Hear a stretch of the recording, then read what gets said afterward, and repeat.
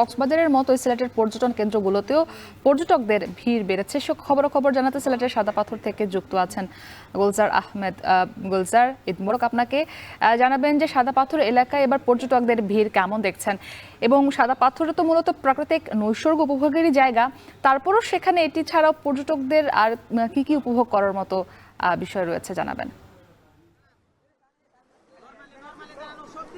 ঈদ মুবারক মুক্তি। আসলে দেখেন, দীর্ঘ ঈদের ছুটিতে মানুষ আসলে প্রকৃতির সান্নিধ্যে ছুটে আসেন, যে তার প্রমাণ হচ্ছে এই ভোলাগঞ্জের সিলেটের যে ভোলাগঞ্জের সাদা পাথর এলাকা। এখানে মূলত সকাল 7টার পর থেকে হাজার হাজার পর্যটকের সমাগম কিন্তু ঘটছে। আমরা যদি একটু আপনাদেরকে দেখাই যে আসলে এই যে প্রকৃতির যে সৌন্দর্য, অর্থাৎ পাহাড়, মেঘ এবং পানির যে খেলা, সেটি দেখার জন্য দেশের বিভিন্ন প্রান্ত থেকে সুযোগ পেলেই কিন্তু সপরিবারে মানুষজন চলে আসেন। এবারও কিন্তু তার ব্যতিক্রম হয়নি। আমরা এখানে দেখেছি যে যারাই আসছেন তাদের সাথে আমরা কথা বলছিলাম, তারা বললেন এই যে মানুষের শহরে জীবনের যে ব্যস্ততা বা মানসিক যে ক্লান্তি, সেটি দূর করার জন্যই অবসরে কিংবা অবসাদে তারা এসব প্রাকৃতিক সান্নিধ্যে ছুটে আসেন। ঠিক একই রকম অবস্থা সিলেটের যে অন্যান্য জায়গা আছে, বিশেষ করে জাফলং, রাতারগুল, লালাখাল, চা বাগান যে এরিয়াগুলো আছে, সেখানেও কিন্তু হাজার হাজার পর্যটক সমাগম ঘটেছে। গতকালকে জেলা প্রশাসন যেটি আমাদেরকে বলছে যে এখন পর্যন্ত সিলেটে তারা ধারণা করছেন প্রায় 10 লাখেরও কাছাকাছি কিন্তু পর্যটক আসছেন। এর জন্য যে সিলেটের যে পর্যটনের যে মূল ব্যবসা, সেটি আসলে অনেকটা চাঙ্গা হয়ে উঠেছে। এবং এখানকার হোটেল ওনার্স অ্যাসোসিয়েশনের সভাপতি যিনি আছেন, তার সাথে আমরা কথা বলছিলাম।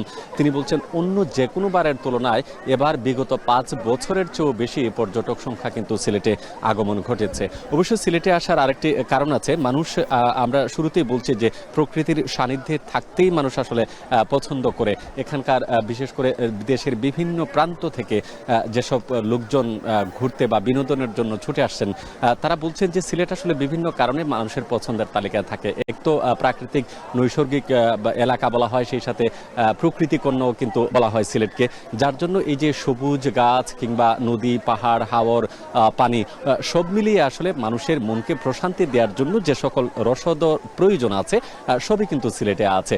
যদিও তারা কিছুটা অভিযোগ করেছে যে ব্যবস্থাপনা নিয়ে, রাস্তাঘাট যেহেতু ঢাকা সিলেট মহাসড়কের আপনি জানেন কাজ চলমান রয়েছে, সেখানে আসতে কিছুটা ভোগান্তি হয়েছে। তবে ট্রেনে যারা যাত্রা করেন তাদের জন্য একটা সুখকর বিষয় হচ্ছে তারা খুব সহজে আসতে পারেন।